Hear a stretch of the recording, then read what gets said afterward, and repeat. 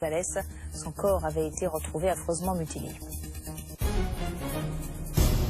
Les mesures de Manuel Valls pour inciter les petites et moyennes entreprises à créer de l'emploi. Alors je vous rappelle ces mesures, un CDD renouvelable 2 fois, prime de 4 000 € pour une première embauche, gel des seuils sociaux et une limite aux indemnités pour les prud'hommes en cas de conflit. On va parler avec vous, Christian Persson, bonjour, vous êtes le PDG du groupe Humalis. Alors globalement déjà, est-ce que ces mesures vont dans le bon sens? Est-ce que elles sont de nature à créer des emplois?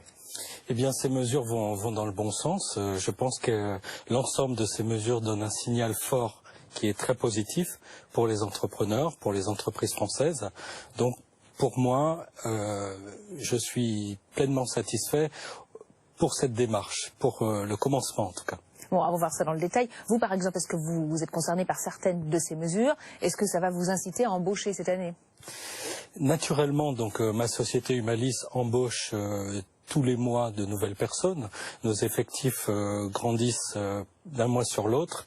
Donc, ce que je retiens donc des mesures du gouvernement, c'est d'abord un signal positif. D'abord, c'est clairement l'indication que c'est l'entrepreneur, c'est l'entreprise, particulièrement les PME, PMI, qui créent de l'emploi, voire les entreprises, les très petites entreprises. Donc, en ce sens, pour moi, c'est bien. C'est nous qui créons de l'emploi et merci de le rappeler. Alors, dans le détail, il y a ce CDD renouvelable 2 fois. C'est-à-dire qu'un employé, pour avoir 3 CDD de suite, il pourrait ne pas être embauché derrière. Est-ce que ça veut dire que vous allez signer moins de CDI, en fait, pour favoriser les CDD, qui sont déjà très en vogue par rapport aux CDI? Alors, je pense pas que ce soit le vrai problème, en fait. On ne crée un emploi lorsque on a des clients, lorsqu'on a des besoins.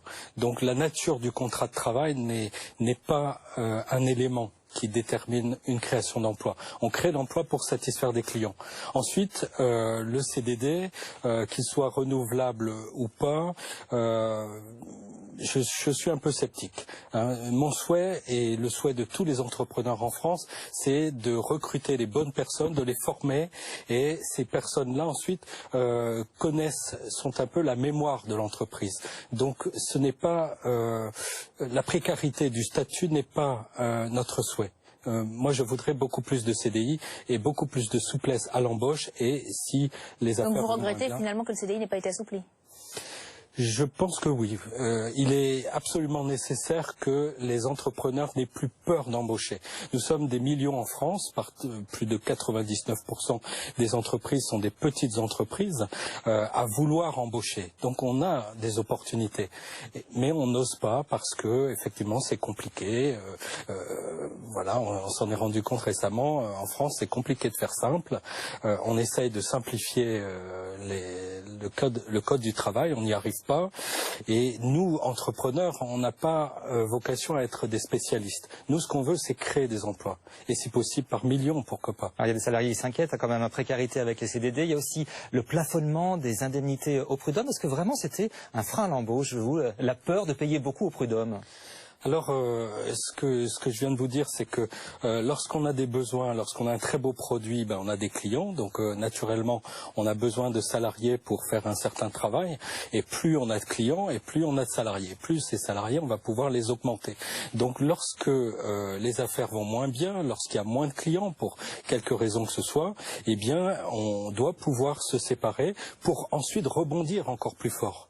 Qu'est-ce qu'il manque dans cet arsenal de mesures? Pas de mesures, par exemple, sur le coût du travail? C'est quelque chose qui aurait pu être mis dans cet arsenal?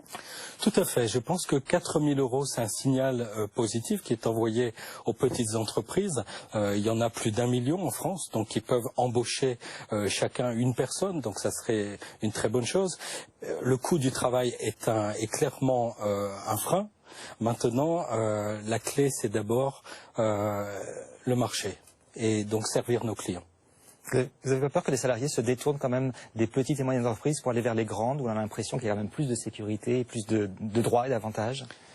Bien entendu, mais il faut regarder le paysage économique français. Il y a énormément de petites entreprises, c'est plus de 99%. Donc les très grandes entreprises, de toute façon, elles sont conquérantes, elles sont présentes partout dans le monde. Et les petites entreprises, voire des PME plus ou moins importantes, travaillent le plus souvent pour ces très grands groupes qui, eux, savent très très bien se protéger. Merci beaucoup Christian Persson d'être venu sur le plateau de BFM TV pour réagir à ces mesures de Manuel Valls. Merci à vous. On va parler cinéma maintenant avec la sortie demain d'Un Français. Le film n'est pas encore en salle, qu'il fait déjà polémique. Un Français retrace l'histoire d'un jeune skieur